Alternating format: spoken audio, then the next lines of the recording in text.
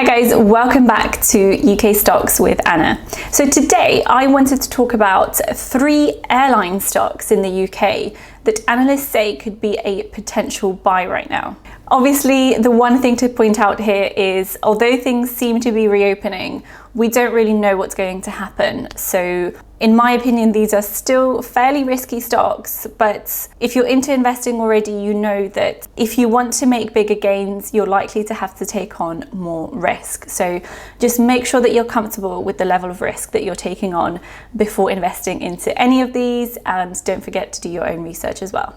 If you do enjoy the content here on TipRanks, don't forget to like and subscribe as well so that you don't miss any of our videos. With that said, let's jump straight into the first stock. Okay, so the first stock we're going to look at is International Consolidated Airlines, or IAG. International Consolidated Airlines Group, usually shortened to IAG, is an Anglo-Spanish multinational airline holding company with its registered office in Madrid and its global headquarters in London. It was formed in January 2011 after a merger agreement between British Airways and Iberia, the flag carriers of the UK and Spain respectively, when British Airways and Iberia became wholly owned subsidiaries of IAG. Now, since its creation, IAG has actually expanded its portfolio of operations and brands by purchasing other airlines, BMI, Vueling and Aer Lingus.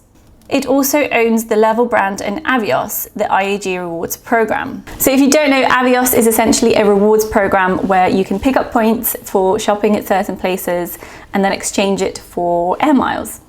They are listed on the London Stock Exchange and the Madrid Stock Exchange, and they are a constituent of the FTSE 100. So let's have a look at our analysis here. So if we look at the analyst ratings, if we filter on top analysts, you can see that it's a strong buy rating. So 3 out of the 4 ratings have been to buy.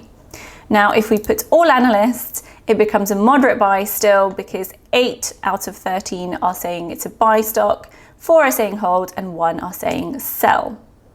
Now, if we go back to the top analyst ratings, it looks to be an average 40% upside here, with even the lowest price target being above the current price.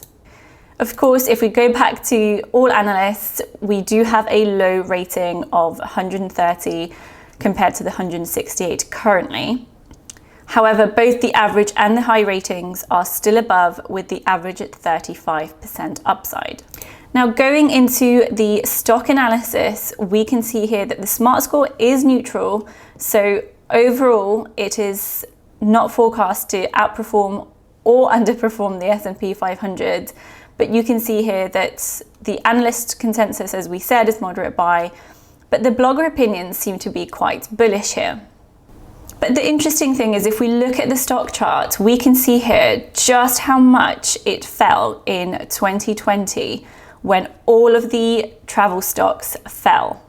It has nowhere near recovered. So even if it gets back to half of what it was previously, we are looking at quite a decent upside.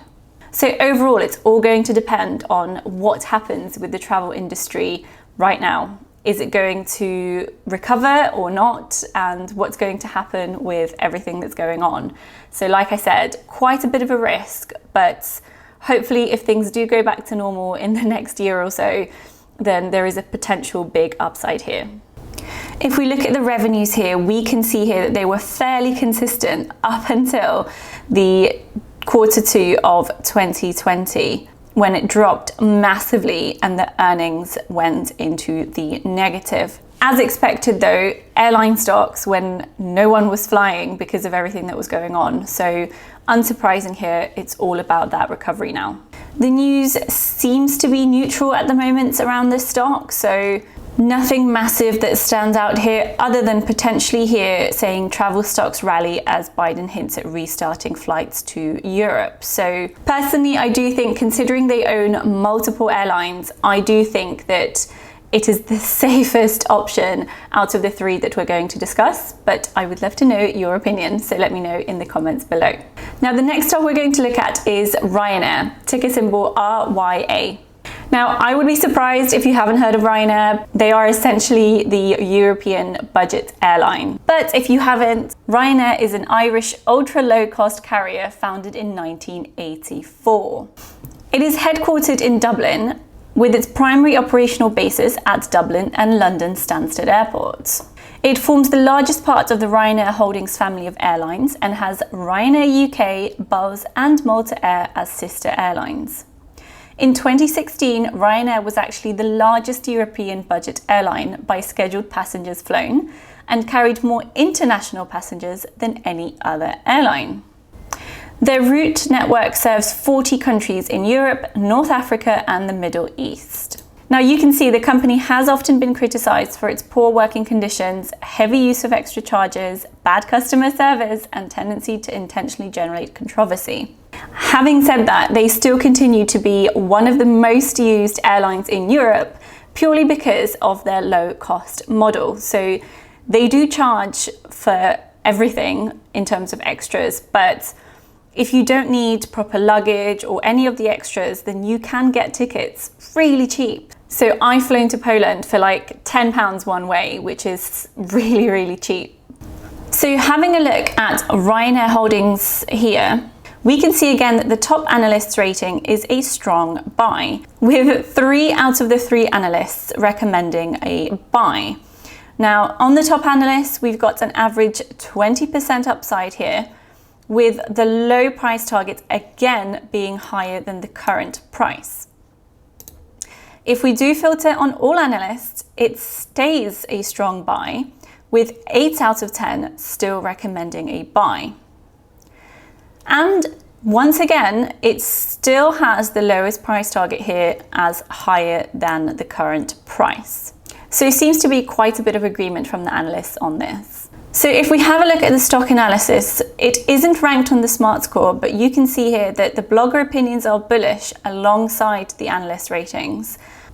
And if we have a look at the stock chart again, it does seem like it has recovered mostly from the pre-February 2020 levels.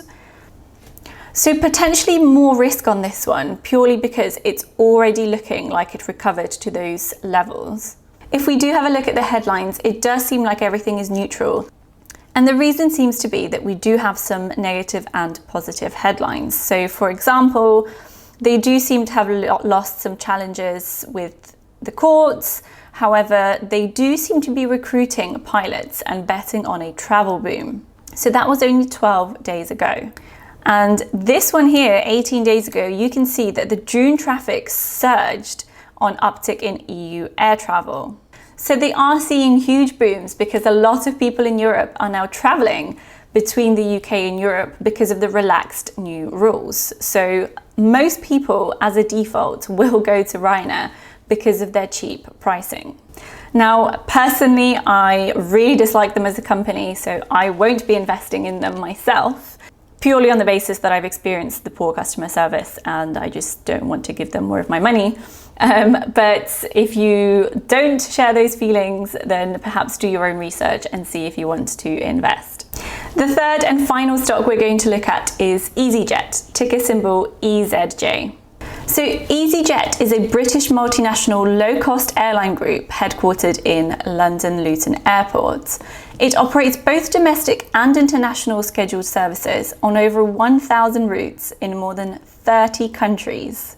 It is listed on the London Stock Exchange and is a constituent of the FTSE 250 index. It was established in 1995 and has since grown through a combination of acquisitions and base openings fueled by consumer demand.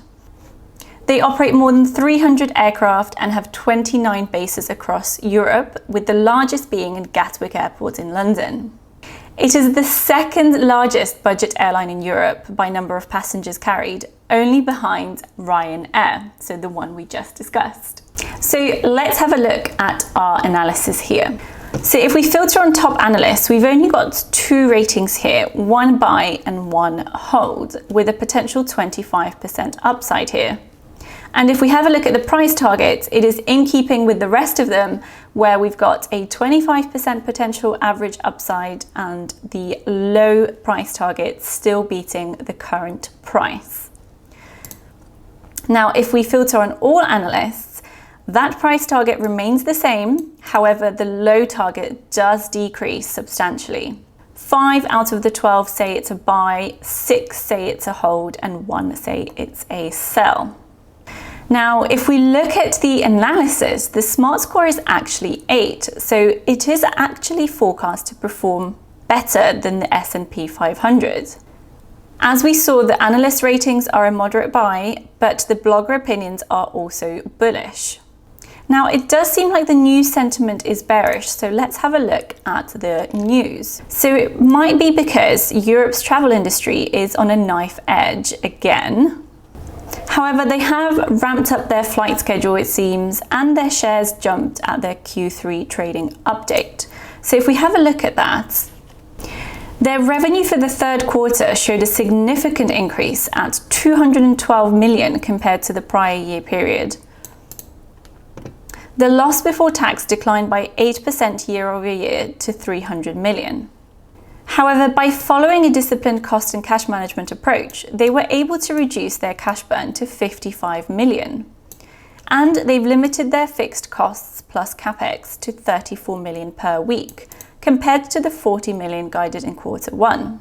They said that they are confident about the demand for travel this summer and into autumn due to the surge in bookings following the selective easing of travel restrictions. So they do seem to be managing really well with what is going on at the moment, and it does signal potentially a good time for them. Now, if we have a look at the stock charts, they are still far behind where they were in February of 2020. So similar to the first stock, even if they recovered to half of where they were before, that is still quite a big upside here. I do personally think that there is a lot of potential upside within the travel industry. It is just about picking the right investments for you. I would love to know what you think about these stocks and whether you're going to be buying any of them. And hopefully you've enjoyed this video and learned something new. Don't forget to subscribe to the channel, and I'll see you next time. Bye.